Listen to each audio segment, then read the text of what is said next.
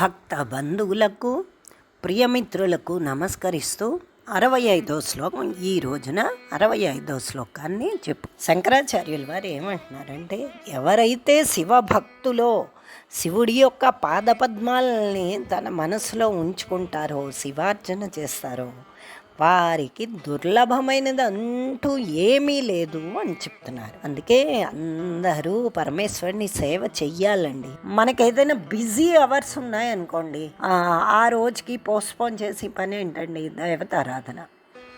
ఈ రోజుకి దేవుణ్ణి వదిలేద్దాంలే అనుకుంటాం. అందుకు అది శివుడి పాదపద్మాలు సదా మనసులో ఉంటాయో లేదో కానీ నిరంతరం అందరి బుర్రల్లో ఫోన్ తిరుగుతుంది. బికాజ్ అది సర్వాంతర్యామి సర్వకార్యాన్ని అదే మనకి చేసి పెడుతూ ఉంటుంది. కాబట్టి ఇప్పుడు 65వ శ్లోకాన్ని చెప్పుకుందాం. ఈ శ్లోకంలో పరమశివుడి పాదార విందాలని ఎవరైతే సేవిస్తారో వాళ్ళకి దుర్లభమైనది ఏమీ లేదు అని శంకరాచార్యుల వారు చెప్తున్నారు. ముందు శ్లోకాన్ని చదువు. వక్షస్థాడన శంకయా విచలితో వైవస్వతః నిర్జరాః కోటీరోజ్వల రత్నదీపకలికా నీరాజనం కుర్వతే దృష్ట్వా ముక్తివధూస్తనోతి నిభృతాశ్లేషం భవానీపతే యచ్చేతస్తవ పాదపద్మభజనం తస్యేహ కిం దుర్లభం.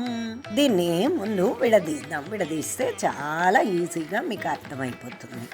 యాజ్ యూజువల్ సంబోధన. హే భవానీపతే అంటే ఓ పార్వతీనాథ. ప్రతి ఆ సంబోధనలన్నీ మీరు జాగ్రత్తగా అబ్జర్వ్ చేయండి. అతను సమయాచారాన్ని ఎక్కడ ఉట్టి పరమశివ అన్నారు, పక్కన పార్వతీ పరమేశ్వర లేకపోతే ఉమాశంకర, పక్కన అమ్మవారిని కూడా అతను తలుచుకుంటూ ఉంటారు.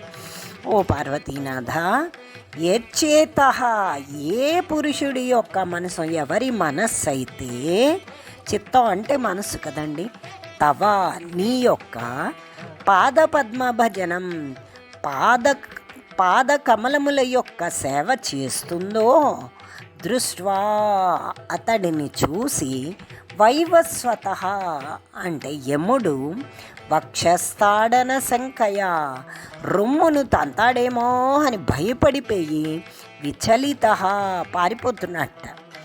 నిర్జరాహ అంటే దేవతలు కోటీరోజ్వల రత్నదీప కలికా నీరాజనం అంటే కోటీర అంటే కిరీటముల యందు ఉజ్వల ప్రకాశిస్తున్న రత్నదీప దీపముల వంటి అంటే రత్నముల యొక్క కలిక అంటే అంకురాల చేత నీరాజనం మంగళహారతిని కుర్వతే చేస్తున్నారు. ముక్తివధూః ముక్తికాంత కాంత నిభృతాశ్లేషం నిభృత అంటే గాఢమైన ఆశ్లేషం అంటే ఆలింగనాన్ని తనోతి చేస్తున్నది.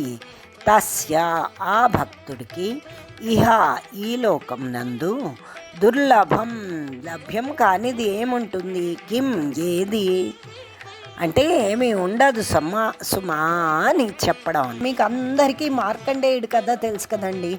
మార్కండేయుడేమో మృకండు అని ఒక మహర్షి యొక్క కొడుకు అండి. ఎవరి కొడుకు? మృకండు.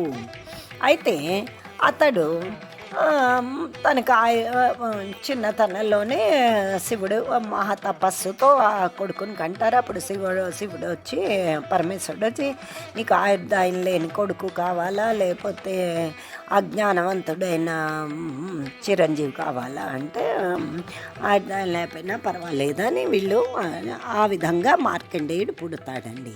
పుట్టిన తర్వాత తనకు ఆయుర్దాయము స్వల్పము అనే సంగతి తెలిసి మృత్యుభయంతో ఈశ్వరుడు గురించి ప్రార్థిస్తాడండి, తపస్సు చేస్తాడు మార్కండేయుడు. అయితే యముడేమో దాన్ని అతడు శివ తపస్సు చేస్తున్నాడు అనే నా లక్ష్య పెట్టకుండా తన ఆయుర్దాయం అయిపోయిందని తీసుకెళ్ళిపోవడానికి తన దూతల్ని పంపిస్తాడండి. పంపిస్తే వాళ్ళేమో చుట్టూ తను తపస్సు చేస్తున్నాడు కదా, దానికి భయపడి మా వల్ల వద్దు అని ప్రభువుకు నివేదిస్తే యముడు స్వయంగా వస్తాడు అతన్ని తీసుకెళ్ళడానికి. అప్పుడు మార్కండేయుడు భయంతో పరిగెట్టుకుని వెళ్ళి శివలింగాన్ని గట్టిగా హత్తుకుంటాడు అన్నమాట. దాంతో యముడు రాగానే అతని ప్రాణాలను తీసుకుపోవాలనే ఆలోచనతో మార్కండేయుని తన పాసాలతో బంధిస్తాడండి. అప్పుడు శివుడు చాలా కోపంగా వచ్చి ఉగ్రుడే ఆవిర్భవించి యముడి యొక్క వక్షస్థలంపై గట్టిగా కుడికాలతో ఒక తన్ను తంతాడు. అంతే, అతడికి బుద్ధి వస్తుంది. పరమశివుడే స్వయంగా ఇలా చేశాడని గబగబా పారిపోతాడండి యముడు. అప్పుడు శివుడు మార్కండేయుని చిరంజీవిగా చేస్తాడు. అప్పటి నుండి భగవంతుని ప్రేమ ఎవరిపై ఉందో వారి జోలికి మాత్రం యముడు వెళ్ళకూడదు అని నిశ్చయించుకుంటాడు అనమాట. అది శంకర్లు ఈశ్వరుడితో ఈ విధంగా చెప్తున్నారు: ఓ భవానీ శంకర, శివ, నీ పాదపద్మాల్ని సేవించే చిత్తం కలిగిన వాడికి దుర్లభం అంటూ ఏముండదండి, అసలు కష్టం ఉండదు.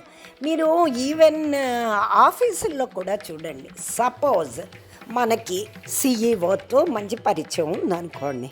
సో మనం ఏదో చాలా చిన్న పోస్ట్లో ఉన్నాం అనుకోండి, మన పని మనం చేసుకుంటే మన మీద బాస్ కూడా మనకి కేర్ చేయడండి విడిగా అయితే. వేరే అదే ఎప్పుడైనా సిఈఓ వచ్చి బాగున్నావా అని, ఫర్ ఎగ్జాంపుల్ ఉషానే తీసుకోండి. ఉషా ఏ క్లర్క్ లాంటిదో మంచి వస్తుంది అనుకోండి, అండ్ సిఈఓ వచ్చి బాగున్నావా Usha, how are you, what are you doing అని నన్ను అడిగారు అనుకోండి. అంతే, ఇంకా మన్నాడి నుంచి ఏం నా చూడని నా చుట్టుపక్కల కొలీగ్స్ అవనండి, నా మీద బాస్ అవనండి, అందరూ అమ్మో ఈవిడికి సీఈఓ తెలుసు అని మనకి తెలియకుండానే, మన జోలికి పొరపాటును కూడా రారు, మనకి తెలియకుండానే వాళ్ళు ఇంపార్టెన్స్ ఇస్తూ ఉంటారు అన్నమాట.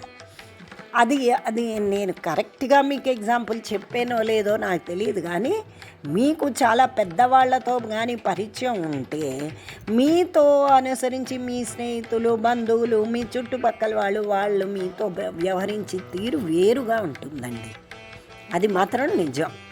అలాగే సాక్షాత్తు పరమశివుడి కృప నీ మీద ఉంటే యముడు చాలా భయపడతాటండి దగ్గర రావడానికి.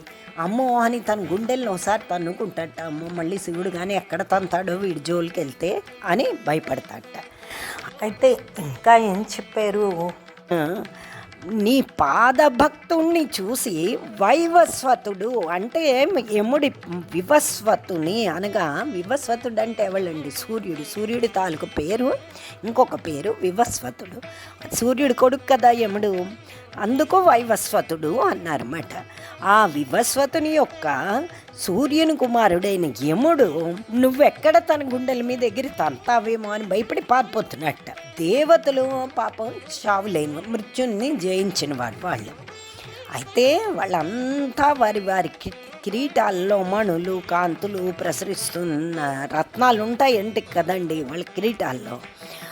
ఆ దీప మొగ్గలతో వాళ్ళు అమ్మో ఇతడు శివభక్తుడు, శివుడి పాదాలని ఇతని హృదయ అరవిందల్లో అమర్చుకున్నాడు, ఇతని విభూతి రేఖలు ఉన్నాయి అంటే ఖచ్చితంగా శివ కృప కటాక్షాలకు పాత్రుడైన వాడు అని భయంతో వాళ్ళ మణిగాంటులతో నీరాజనం ఇస్తారండి.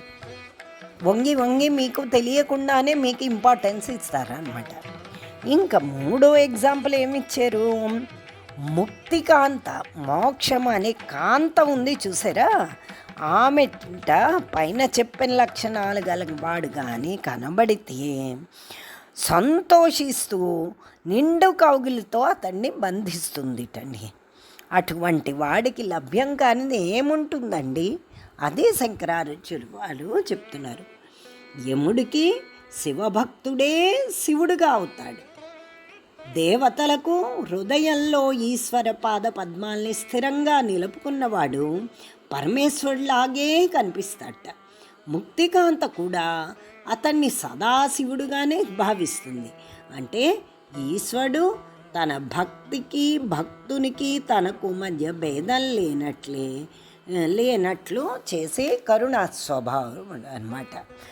అందుకు ఆల్వేస్ పరమేశ్వరుని చింత కలిగి ఉంటే మీకు ఎటువంటి ఆపద ఉండదు అన్నది ఈ శ్లోకంలో శంకరాచార్యులు వారు చెప్పారు. ఒక్క రోజుకి శివానందలహరిలో ఓ 10 శ్లోకాలు మనం బైహార్ట్ చేద్దాము అని కూర్చోండి. లేదంటే ఈ ఉషా చెప్పి మీనింగ్ ఏమిటి ఉషా అని వదిలిండి. మనం శివానందలహరి నేర్చుకున్నాం, దీని మీనింగు ఒక 4 సార్లు విందాం. 4 సార్లు వింటే మీరే ఈ స్టేజ్కి వస్తారండి. శ్లోకం చెప్పగలరు, శ్లోకానికి అర్థం కూడా మీరే చెప్పగలరు అనమాట. లేదంటే సౌందర్యలహరి ఇవన్నీ నేర్చుకున్నాం కదండి, ముందు వాటిని బైహార్ట్ కొడదాము అని పెట్టుకుందాం ఓ టార్గెట్. ఇవి సత్సంగం అండి. మంచి పనులు చేస్తే మీకు ఎటువంటి యమ బాధ ఉండదు, మృత్యు బాధ ఉండదు. ప్రతి చోట దేవతలే, అన్ని మన శరీరంలో ఉన్న ప్రతి అవయంలో, ఇంద్రియాల్లో అన్నిట్లో దేవతలే ఉంటారు. ఇవన్నీ దేవతా స్థానాలు. ఖచ్చితంగా వీళ్ళు శివభక్తులు అని వీళ్ళ జోలికి మనం వెళ్ళకూడదు అన్నాము. అలాంటి భావంతో వారు మన జోలికి ఇంకెవ్వరు రారు. ఇదండి ఈ శ్లోకం యొక్క అర్థం.